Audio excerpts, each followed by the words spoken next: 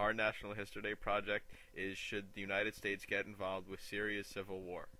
The United States is looking to get involved in Syria to help the rebels overthrow the government by launching an airstrike on the specific locations in Syria. The United States took interest in striking Syria when Assad started using chemical weapons to attack the rebels. The use of chemical weapons in Syria is what was said to be what would cause the U.S. to intervene in Syria. The U.S. hopes their involvement will accomplish their mission while not upsetting anyone unnecessarily. Syria is a country located on the western coast of the Middle East. Its geography is especially important as to why Russia is interested in becoming its ally, as well as why Syria is seen as a threat to the peace in its neighboring countries to the south, Israel and Jordan, and its eastern neighbor, Iraq. The capital is Damascus, located in the southwest corner, which is important to know for discussion later in this presentation. So why does Syria's geography cause such a concern? Here you can see, noted by the area in pink, the amount of civil upset caused by the takeover of the rebels. The latest reports from 2013 show that as the rebels began to attack from the western shore, their attacks spread fiercely across to the east. Within the last 4 months, the rebels have successfully taken over 2 major towns, including Syria's capital, Damascus. The spread of Syrian rebels have led to the dangerous placements of many various chemical weapons throughout Syria. This not only is a threat to the Syrians, but raises a great concern for the rest of the Middle East, as well as the world. If Syrian rebels are allowed to possess these weapons, what is to stop them and their allies from using them on the rest of the world? Early this year, U.S. intelligence had estimated over 1,000 tons of chemical weapon components present on Syrian soil. As was previously mentioned, Russia has great interest in Syria. You may ask yourself, why would such a powerful country be interested in Syria? The answer is oil. Syria's grounds are filled with oil, whether by oil fields, pipelines, gas refining, and its most recent discovery, gas found in its capital, Damascus. On October 9, 2013, the Organization for the Prohibition of Chemical Weapons requested that all parties join together to support the UN's goal of having all chemical weapons in Syria be destroyed. This shows that other organizations are supporting the UN as they try to destroy the 1,000 metric tons of chemical weapons in Syria. A letter was sent to the Security Council which proposed a formal certification of the OPCW and the UN's mission to rid Syria of their chemical weapons. This mission should be completed in 3 phases. Phase 1 focuses on establishing a precedent in Syria. Phase 2 involves the inspection of chemical weapons production and storage facilities. Phase 3 will be the most difficult and challenging phase, an operation like of which quite simply has never been tried before. As stated by the UN chief, this will involve the support, monitoring, and verification of the destruction of the chemical weapon program set across Syria. Here we have the faces of the men involved in the situation in Syria. From left to right we have President Obama, who is urging the United States to interfere with the situation in Syria.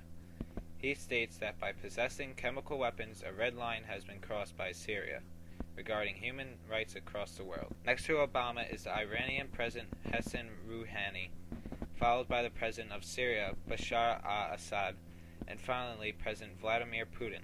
Each of these men have been at the heart of issues of this conflict, each strategically positioning their respective military personnel throughout Syria and the Middle East.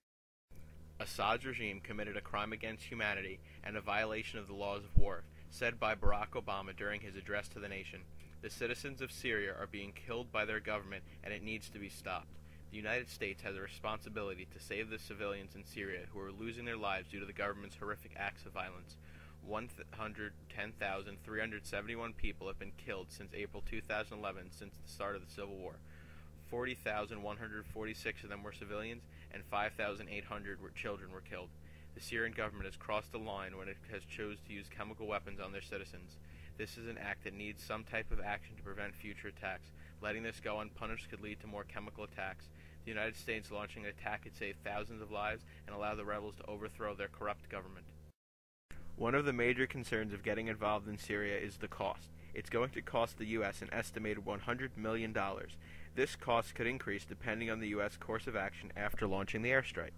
Not only would this attack be costly, it could also lead to retaliation from Syria and possibly Russia. Launching this attack would put millions of American lives in jeopardy. The U.S. isn't the only country that would be negatively affected by this. Iran threatened to destroy Israel if the U.S. launches an attack against Syria. The U.S. could be accused of war crimes from launching this attack. This would not only make the U.S. look bad, it could be taken to the UN and have consequences for the U.S. Launching an attack on Syria could potentially lead to World War III. The tension that exists between countries is evident in this situation. Launching an attack could be the spark for World War III. Within the United States government, the Senate supports the idea of getting involved militarily in Syria. However, the House is against it by a greater margin. Within the people, 61% of people are opposed to the idea of getting involved, while 30% support getting involved in Syria. This is split between political parties also. Republicans and independents do not agree with getting involved militarily in Syria by a greater margin compared to Democrats.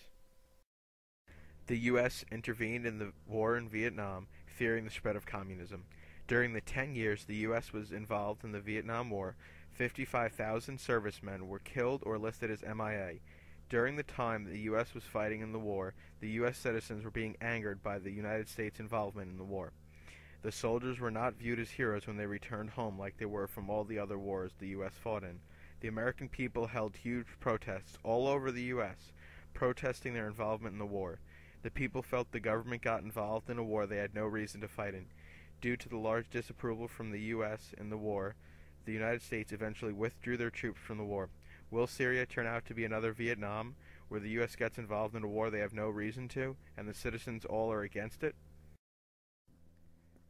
Just what determines why a country enters another country's politics or civil issues? If we examine why the United States entered the Korean War, we discovered that South Korea was in severe damage of being taken over by communist North Korea. If the U.S. allowed this takeover to continue, the danger of communism spreading would severely threaten the free world. At this point, it was the duty of the United States to enter Korea to put an end to what would have caused worldwide problems if communists prevailed. At the beginning of the birth of the United States as an independent country, George Washington stated, "There is nothing so likely to produce peace as to be well prepared to meet an enemy." His ultimate purpose was to keep his country, America, safe. However, during times of war in other countries, he believed that the United States should take on a policy of non-intervention as it relates to foreign wars. We hear this in Washington's own words, "As a nation, I advise you to avoid attachments and entanglements in foreign affairs.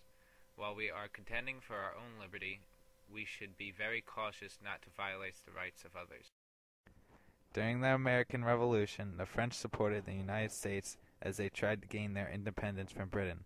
Because of France's support, the U.S. was able to gain their independence from Britain. This shows that other countries getting involved in the wars they're not involved with can be beneficial to the countries fighting in the war.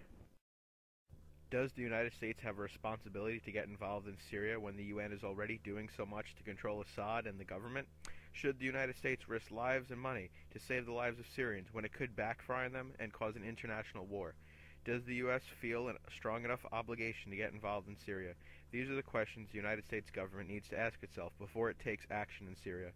The U.S. needs to decide if it's going to follow the precedents of neutrality set by George Washington, or are they going to try and save the lives of the Syrians?